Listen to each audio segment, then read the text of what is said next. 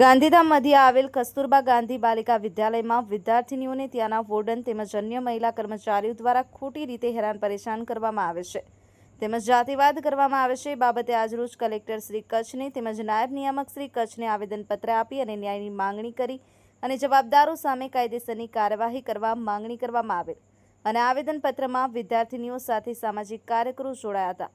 વીર news live Ramesh સત્યની સાથે। મયુરભાઈ મહેશ્વરી, અધ્યક્ષ કચ્છ જિલ્લા આંતરરાષ્ટ્રીય ભીમ સેના।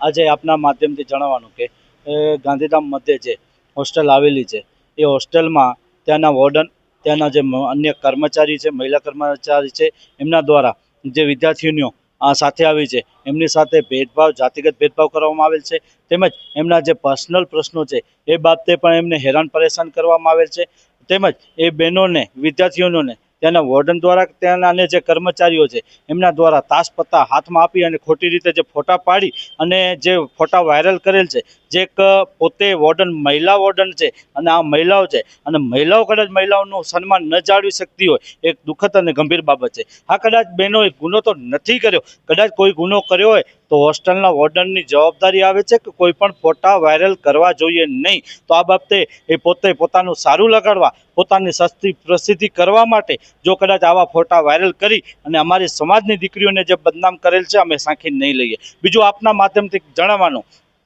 કે આ હોસ્ટેલ છે કે કતલખાનું એ અમને ખબર નથી પડતી, કારણ કે હમણાં કચ્છમાં ક્રાઇમો વધી રહ્યા છે, મહિલાઓ સુરક્ષિત નથી, અન્ય લોકો સુરક્ષિત નથી, કોલેજોની વિદ્યાર્થીઓની પણ હત્યા થઈ રહી છે, ત્યારે આ ગાંધીધામની જે હોસ્ટેલ આવેલી છે એ હોસ્ટેલમાં એમના રૂમોમાં છરી, ચાંકા કેફી પદાર્થો જેવા જો કદાચ આવા બનાવો બનતા હોય છે, એવી વસ્તુ નીકળતી હોય છે અને ત્યાંના મહિલા વોર્ડન દ્વારા એમની માફીપત્ર લખાવવામાં આવે છે અને માફીપત્ર જો લખાવવામાં આવતી હોય તો આ 3 છોકરીઓ ઉપર જ શું કામ આવું ટોર્ચર કરવામાં આવે છે, બીજી છોકરીઓ ઉપર કેમ એક્શન લેવામાં નથી આવ્યા? કારણ કે મને જાણવા મળેલ છે, એવા આક્ષેપો પણ થયા છે કે અંદરથી 10 થી 12 છરી, ચાકુ નીકળ્યા છે, તાશ પત્તા પણ નીકળ્યા છે, તો આ 3 છોકરીઓ ઉપર જ શું કામ આવું જાતિગત ભેદભાવ શું કામ? તો આ બાબતે તટસ્થ તપાસ થવી જોઈએ। બીજી વાત એ કરું કે ત્યાં મહિલા જે વોર્ડન છે એ અમને જાણવા મળેલ છે કે 3 મહિના પહેલાં રાજીનામું આપી દીધેલ છે, તો એમનું રાજીનામું શું કામ નથી સ્વીકારવામાં આવ્યું એ પણ એક તપાસનો વિષય છે।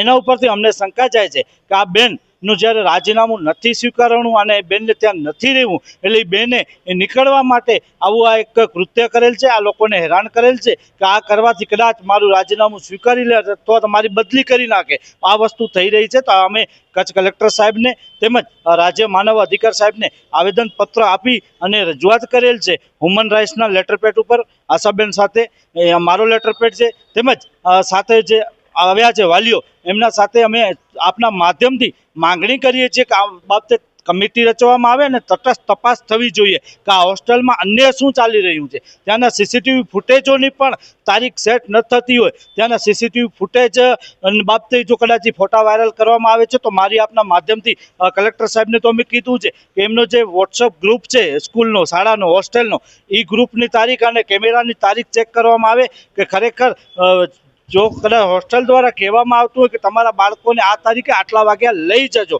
તેમ છતાં રાતને 2 વાગે અને 2:30 વાગે આ પત્તાનો તાશના ફોટા આવે છે, એ શું છે? એક આ તપાસનો વિષય છે। તો આ સમગ્ર બાબતે જો કદાચ કલેક્ટર સાહેબ શ્રી તટસ્થ તપાસ નહીં કરાવે ને આ બાબતે કદાચ અમને કોર્ટમાં જવાની જરૂર પડશે તો અમે જશું, જે આપના માધ્યમથી અમે જણાવીએ છીએ। મારું નામ આશાબેન મહેશ્વરી છે। બનાવમાં મને પ્રતિજ્ઞાબેનના મમ્મીએ ફોન કરેલ કે બેન ગાંધીધામ શ્રી કસ્તુરબા ગાંધી વિદ્યાલય હોસ્ટેલ છે, એમાં મારી દીકરીને મેં ભણવા મૂકી છે, તો ત્યાં મારી દીકરી સાથે ભેદભાવ કરવામાં આવ્યું છે, સાથે સાથે મારી દીકરીને મેન્ટલી ટોર્ચર, શારીરિક ટોર્ચર કરવામાં આવ્યું છે। હું મળવા ગઈ હતી રવિવારના, તો મારી દીકરી રડતી હતી, તો મને એમ થયું કે દીકરી હોસ્ટેલ મૂકી છે એટલા માટે કદાચ રડતી હશે, પણ દીકરીને ઘણું રડતા જોઈ તો મને એમ થયું કે હું બીજા દિવસે સ્કૂલમાં જાઉં। સ્કૂલમાં બેન ગીતાબેન ગયા ત્યારે ગીતાબેનને બધી દીકરીઓએ જણાવ્યું કે અમારી સાથે જાતિ ભેદભાવ થાય છે અને મેન્ટલી ટોર્ચર કરવામાં આવે છે, સાથે સાથે અમને અમારા જે પણ અમારું શારીરિક હોય છે એના બાબતે પણ અમને ટોર્ચર કરવામાં આવે છે. મેં દીકરીઓ સાથે તપાસ કરી તો આપના માધ્યમથી કલેક્ટર સાહેબને કહેવા માંગુ છું કે સાહેબ આ બાબતે તટસ્થ તપાસ કરાવો. અને વોર્ડન બેન છે જે હું ગઈ તો મારી સાથે પણ અભદ્ર વર્તન કરેલ છે અને મારા નામનો ખોટો વિડીયો વાયરલ કરેલ છે. તો આ બધું તદ્દન ખોટું છે અને સાહેબ શ્રી તપાસ કરી અને આ બાબતે છોકરીઓને ન્યાય આપે. અને વોર્ડન બેને રાજીનામું આપી દીધું છે, તેમનું રાજીનામું શું કામ સ્વીકારવામાં નથી આવ્યું? અને રાજીનામું આપ્યા બાદ 2 મહિના ત્યાંના જે સિક્યુરિટી છે એમને બધું સંભાળ્યું છે. તો ગર્લ્સ હોસ્ટેલમાં જો વોર્ડન રાજીનામું આપી દે છે તો પછી 2 મહિના સુધી વોર્ડન ન હોય તો છોકરીઓનું શું? જો ગર્લ્સ હોસ્ટેલમાં વોર્ડન દ્વારા રાજીનામું આપી અને 2 મહિના પછી વળી પાછું હાજર થાય છે તો 2 મહિના 2 મહિના ત્યાં કોણે ચાર્જ સંભાળ્યો છે, શું કર્યું છે? અને સિક્યુરિટી ગાર્ડ જો એમના પિતાશ્રી અમને બધી બાબત જણાવી તો એમને કહેવામાં આવ્યું કે તમને નોકરીમાંથી કાઢવામાં આવે છે. તો આ તદ્દન ખોટું છે. શું કામ ખોટી રીતે? એમને કહે છે કે તમે અહીંયા ગેરકાયદેસર રીતે રહ્યો છો. એ 3 વર્ષથી રહે છે ત્યારે ગેરકાયદેસર નહોતા, ત્યારે વોર્ડન બેનને ખબર નથી પડી કે ગેરકાયદેસર છે.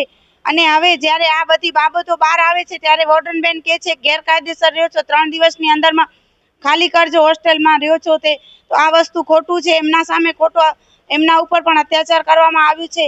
આ બધું જે છે બધું સત્ય છે અને સરકારશ્રી આ બાબતે બધું સત્ય બહાર કાઢી અને એમના સામે કાર્યવાહી કરે. મગનભાઈ ફફલ, મુન્દ્રા તાલુકા સંગઠન મંત્રી, સામાજિક આગેવાન. આ જે ગાંધીધામની જે હોસ્ટેલ છે ત્યાં દીકરીઓની જે વિડીયો મેં જોયો, એ દીકરીઓ આજે મને 3 દેખાય છે. એ વિડીયોની અંદર 30 જેવી દીકરીઓ હતો જોવામાં આવે છે. એના વિડીયો પણ મારા પાસે પડ્યા છે. એ મીડિયા મિત્રોને હું આપીશ. એમના સીસીટીવી કેમેરા મેં લીધેલા છે, એ પણ મીડિયા મિત્રોને હું આપીશ. પણ રહી વાત કે જે અમે હું દ્રશ્ય જોયા જે હોસ્ટેલના, તો હોસ્ટેલની અંદર જેટલી બેદરકારી એટલી લાગે છે કે ત્યાં કોઈ સિક્યુરિટી ગાર્ડ નથી. ત્યાં હોસ્ટેલની અંદર જે કેમેરા છે એમાં કટિંગ કરેલા છે. અને પ્લસ આ દીકરીઓ 3 પોતાની હિંમત બતાવી અને આગળ આવી અને બીજી દીકરીઓ કોઈના દબાણમાં આવી અને ફરી ગઈ. એટલે વસ્તુ ક્યાંક ને ક્યાંક એવું લાગી રહ્યું છે કે ત્યાં કંઈક ચાલી રહ્યો છે. ત્યાં છરી જેવી વસ્તુ નીકળે, પ્લસ ત્યાં પત્તા નીકળે અને ત્યાં હોસ્ટેલમાં કોઈ વ્યવસ્થા નથી કે આ પત્તા ક્યાંથી આવ્યા અને છરી ક્યાંથી. મેઇન પ્રશ્ન એ છે કે આવી ઘટનાઓ આગળ ન ઘટે. પહેલે તો ત્યાંના વોર્ડન છે એની જવાબદારી આવે છે કે જે દીકરીઓ આવે છે એના બેગ ચેક થાય, પછી એમાં શું જાય છે શું નથી જતું એ બધું ચેક થવું જોઈએ. પણ આવી વસ્તુ નીકળ્યા બાદ એ વોર્ડન બેન એમ કહેતા હોય કે આ છરી બકાલા કાપવા માટે કે ભલે ફ્રૂટ કાપવા માટે. તો ખરેખર તો વિષય એ છે કે એના પાસે આવે શું કામ?